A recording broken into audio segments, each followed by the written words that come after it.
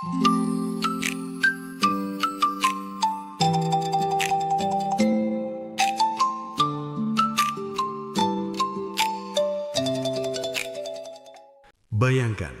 kita mencari pupuk mahal, padahal sumber kesuburan itu tumbuh diam-diam di pinggir rumah kita sendiri. Di sela pagar, di parit, di kebun kosong, bahkan di sawah. Tanaman yang sering kita tebas, sering kita bagar, dan sering kita sebut sebagai gulma. Padahal mereka adalah pabrik pupuk alami. Hari ini kita tidak membahas obat. Kita akan membahas tanaman penghasil pupuk. Tanaman yang bisa mengembalikan kesuburan tanah tanpa bahan kimia, tanpa biaya mahal, dan tanpa ketergantungan. Inilah kisah tanaman liar yang memberi makan tanah sebelum tanah memberi makan manusia. Tanah yang sehat bukan tanah yang keras, bukan tanah yang steril. Tanah yang sehat adalah tanah yang hidup. Dan kehidupan tanah dimulai dari bahan organik. Di pinggir jalan, di tegalan, di lahan kosong, kita sering menemukan tanaman dengan bunga kuning mencolok. Banyak orang menyebutnya paitan atau bunga matahari Meksiko. Tanaman ini tumbuh cepat, daunnya lebar, dan biomasa yang dihasilkan sangat melimpah. Namun, kekuatan pahitan bukan pada bunganya. Kekuatan pahitan ada pada daunnya. Saat daun dan batang mudanya dipotong, lalu dicacah dan dikembalikan ke tanah, mereka terurai dengan sangat cepat. Dalam waktu singkat, tanah mendapatkan pasokan bahan organik dan unsur hara penting, terutama nitrogen dan kalium. Karena itulah, di banyak kebun organik, paitan digunakan sebagai pupuk hijau, mulsa, dan bahan utama pupuk cair fermentasi. Ia tidak perlu ditanam dengan perlakuan khusus. Cukup dibiarkan tumbuh, lalu dipangkas berkala. Semakin sering dipangkas, semakin banyak biomasa yang bisa kita kembalikan ke tanah. Paitan mengajarkan satu hal penting, bahwa pupuk tidak selalu datang dari pabrik. Kadang, pupuk datang dari tanaman yang tumbuh sendiri.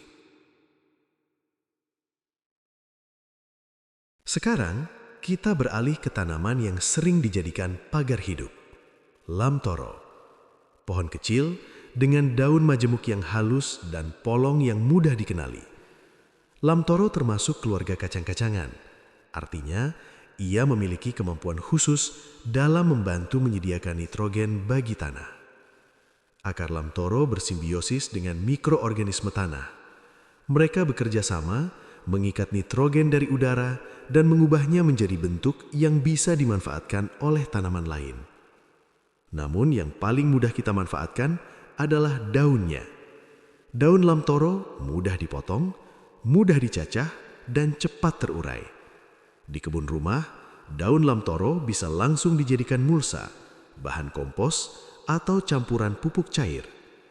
Setiap helai daun adalah sumber nitrogen alami, dan setiap pangkasan adalah investasi kesuburan jangka panjang. Lamtoro tidak hanya berdiri sebagai pagar, ia bekerja di bawah permukaan tanah, membangun kehidupan. Di banyak desa, gamal sering tumbuh sebagai pagar kebun.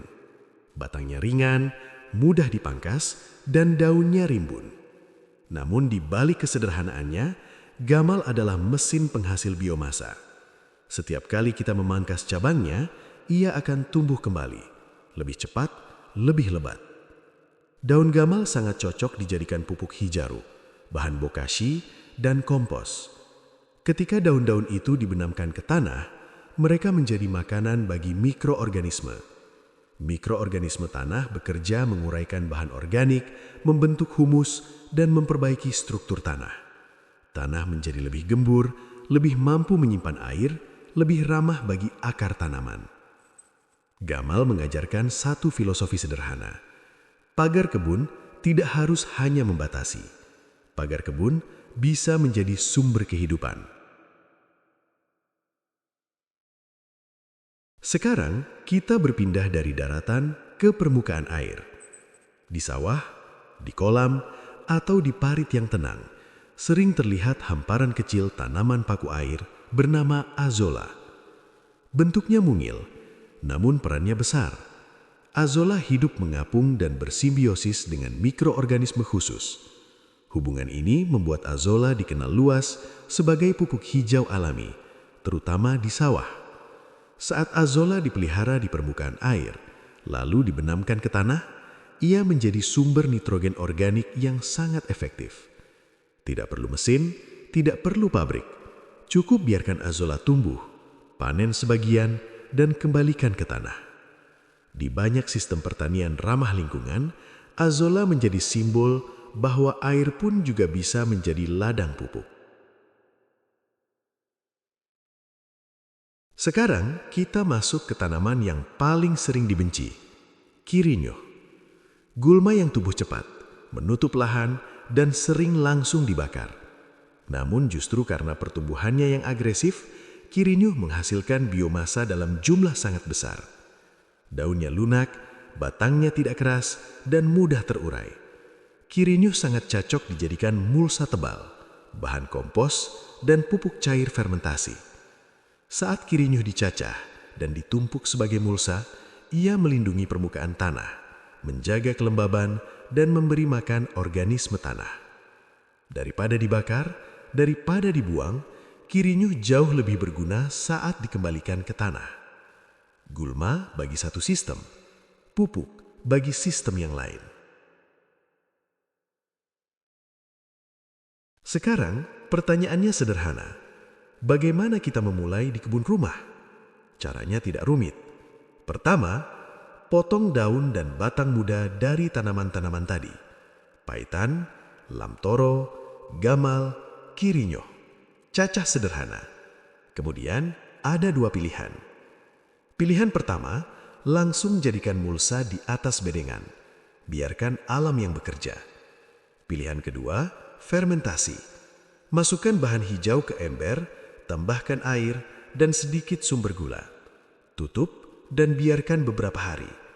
Hasilnya adalah pupuk cair organik yang bisa diencerkan dan disiramkan ke tanah. Sementara itu, untuk azolla, cukup pelihara di kolam kecil, panen secara berkala, dan benamkan ke tanah. Tidak ada rumus rumit. Yang kita butuhkan hanya satu prinsip. Apa yang tumbuh di kebun, kembali ke kebun. Hari ini kita belajar satu hal penting.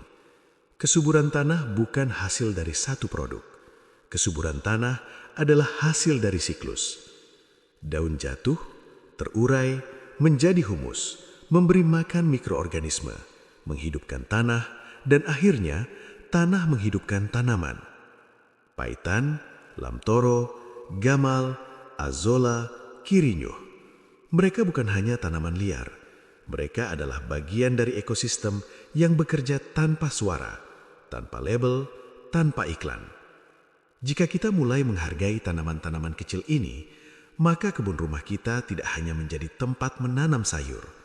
Ia akan menjadi sekolah kehidupan tanah. Karena masa depan pertanian tidak selalu tentang teknologi yang mahal, tetapi tentang bagaimana kita kembali memahami tanaman, tanah, dan siklus alam. Dan semua itu sebenarnya sudah tumbuh di sekitar rumah kita.